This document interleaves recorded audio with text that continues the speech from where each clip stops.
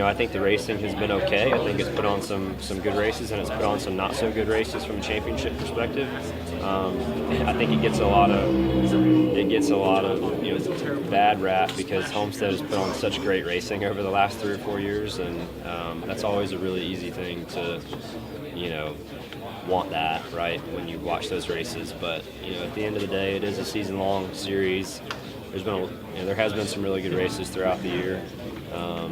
And whether this is a good race here tomorrow or not, this is a time to celebrate and appreciate whoever the champion is, whether it's a good race or a bad race or anywhere in between. So I've watched plenty of races as a kid growing up that were not good races. They weren't last lap passes for the win, but I ended the race at the end of the day with a lot of appreciation and admiration for whoever was the champion because they've been working their ass off all year to achieve that. So I challenge our fans to enjoy, and appreciate and respect whoever gets it done.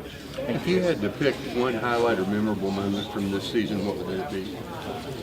Winning's always good for us. I like to win. I see a little mischief in there. We heard this morning about a couple of drivers pranking each other. Have you pranked anybody out here or been? Probably at different points, but nothing I won't tell in here. No. Sure. Didn't you see one first? That's right. Is it bittersweet for you, just with all the special memories you have here from your championship, now that this is kind of the end of an era, and in Phoenix is, the championship's leaving here for a while? No, I'm good with it. I don't have any hard feelings against that at all.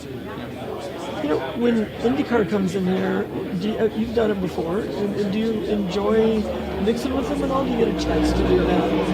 With IndyCar? IndyCar. I don't really have a lot of interaction with a lot of those guys. Our schedules obviously being different, but certainly, Scott McLaughlin is a friend, and he's really about the only one that I know well at all on that side of the fence. So a lot of respect for those guys, but I just don't know many of them very much. When they come in, are you interested in maybe going to learn a little bit more about them? Yeah, I'm always open to learning.